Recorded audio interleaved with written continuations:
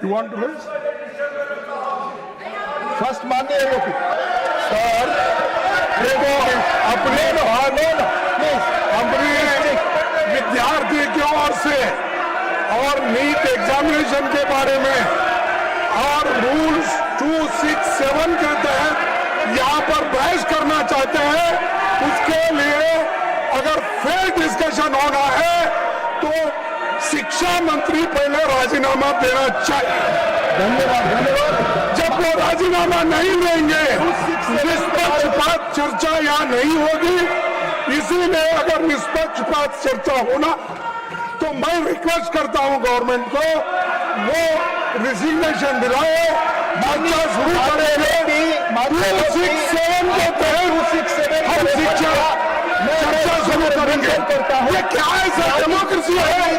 बच्चों को कुचल रहे, मार रहे, पीट रहे, राजनीति में फंसा है। इसीलिए हम नहीं चाहते, हम तैयार हैं, हम भाग रहे नहीं।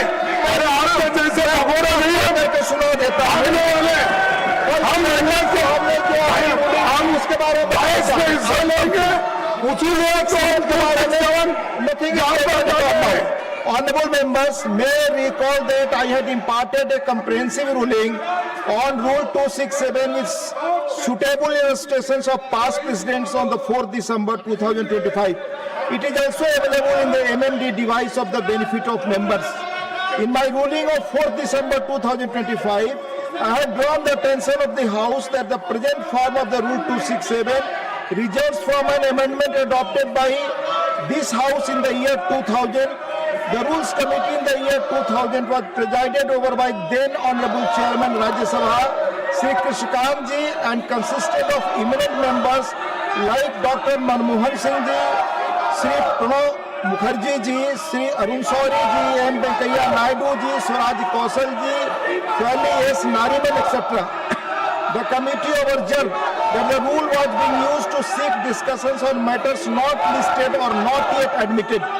The committee therefore recommended restricting Rule 267 strictly to subjects related to the list of business and added a proviso preventing its use where a rule already contains a suspension mechanism. The House approved these recommendations on 15 May 2000. Members may also kindly note that between 1988 and 2000, discussions under Rule 267 were held only 3 times. And on just 2 of these occasions, the rule was invoked strictly as prescribed. Further, from 2000, amendments to the present no discussion have taken place under Rule 267. However, on 8 occasions, discussions were held only after consensus in the House. Honorable members can see that in almost 4 decades, this device of Rule 267 has been invoked in the House on rarest of rare occasions. In view thereof, I reiterate that valid notice under Rule 267 must specify the rule to be suspended, relate to an item in the day's list of business, provide the grounds for invoking Rule 267, not seeking suspension of business where a rule already allows suspension, contains a motion drawn in proper form, be invoked in rarest of rare occasion, despite above clarification. It is observed that members are still giving notices under Rule 267 every now and then which are not in consonance with the above conditions. I request honorable members to keep in mind the essential requirements of Rule 267 as highlighted above, and I reiterate that notices fulfilling the requirements could only be considered by me and admitted after taking the consensus of the House. Honorable Chairman has repeated this ruling yesterday only. Mane Tiruchi Siva. हाँ बोले आपकी बात hello hello माननीय Trichy sir yes Mr. Deputy Chairman sir, we take your word. What you made in the observations, kindly please.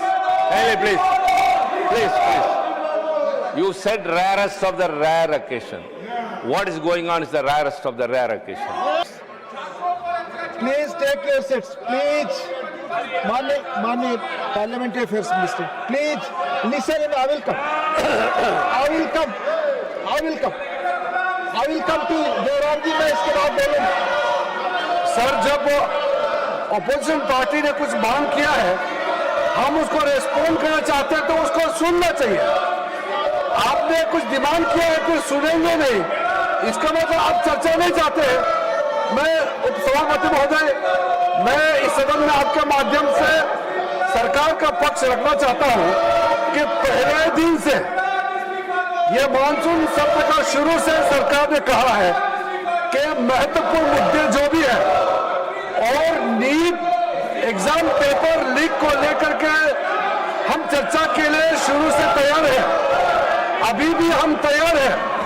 हमने कांग्रेस के नेताओं को बताया, बाकी पार्टी के नेताओं को भी कहा है कि सरकार चर्चा के लिए तैयार है, लेकिन चर्चा कैसे हो इसका एक निर्णय चेयरमैनशिप का अध्यक्षता में सबसे मिलकर के बात करके हम तय कर सकते हैं। लेकिन अगर वो चर्चा नहीं कराने के लिए, व्यवधान डालने के लिए बहाना बनाते हैं और वो कंडीशन लगाते हैं, ये तो ठीक बात नहीं है। हमारा सरकार हमारे युवाओं का भविष्य के लिए, हमारे छात्रों का भविष्य के लिए नीट एग्जाम और संबंधित मामले को लेकर के पूर्ण रूप से चर्चा के लिए तैयार है। और सरकार ने जो जो कदम उठाया है, एक एक करके ये कदम भी देश के लोगों के सामने में जानकारी रखना, ये हमारा दायित्व है और इस सदन का भी दायित्व है। इसलिए मैं चाहता हूं, जो आप चर्चा मांग रहे हैं, सरकार चर्चा के लिए तैयार है, फिर आप नाराबाजी लगा करके क्यों यहाँ पे आप डिस्टर्ब कर रहे हैं हाउस को। अभी कई मेंबर से मैंने बात की है, सब लोग चाहते हैं कि चर्चा होना चाहिए। मैं कांग्रेस पार्टी को कहना चाहता हूं, आप चर्चा की मांग करते हैं और फिर नारेबाजी लगा करके आप पूरा सदन को डिस्टर्ब करते हैं, ये ठीक बात नहीं है। इसलिए मैं फिर आगे कहना चाहता हूं, एक सभापति महोदय आपके माध्यम से, कि जैसे अपोजिशन पार्टी ने मांग किया है, जैसे सरकार चाहते हैं, हम मिलकर के समय तय करें, नियम हम जैसे चेयर से रूलिंग देंगे मानने के तैयार है, और कितना लंबा चर्चा करना है जैसे चेयर से तय करेंगे, हम 100% सरकार तैयार है चर्चा के लिए। माननीय लीडर ऑफ द हाउस, माननीय उपसभापति जी, ये जो इंडी अलायंस गठबंधन है, इसका व्यवहार बहुत ही गैर जिम्मेदाराना व्यवहार है, गैर जिम्मेदाराना। और यह प्रजातांत्रिक विरोधी गतिविधि साफ साफ संसद में दिख रही है। संसद की मर्यादाओं को तार तार करके ये प्रजातांत्रिक मूल्यों का हनन कर रहे हैं। अभी अभी हमारे पार्लियामेंट्री अफेयर्स मिनिस्टर किरण रिजिजू जी ने बहुत स्पष्ट शब्दों में कहा है कि सरकार हर मुद्दे पर चर्चा करने के लिए तैयार है, और इसके साथ साथ नीट में पेपर लीक और उससे निकलने वाली सारी गतिविधियों पर भी हमारी सरकार चर्चा करने के लिए तैयार है। आदरणीय नरेंद्र मोदी जी के नेतृत्व में चलने वाली सरकार एक पारदर्शी सरकार है और लोगों के पक्ष में हमेशा फैसला करने वाली सरकार है। और ये जो जन विरोधी गतिविधि इनकी चल रही है, इसकी हम लोग तीव्र भर्त्सना करते हैं। इनको प्रजातंत्र में कोई विश्वास नहीं है, न ही उनके मूल्यों के प्रति विश्वास है, ये इनका रवैया है। माननीय एलओपी, प्लीज अपने सीट्स, मैंने बोला, मैं माननीय एलओपी, आप लोग अपनी सीट्स वापस जाए, पहले प्लीज टेक योर सीट। माननीय एलओपी, SS TV ಸಿನಿಮಾ ಜಗತ್ತಿನ ಕ್ಷಣ ಕ್ಷಣದ ಸುದ್ದಿಯೊಂದಿಗೆ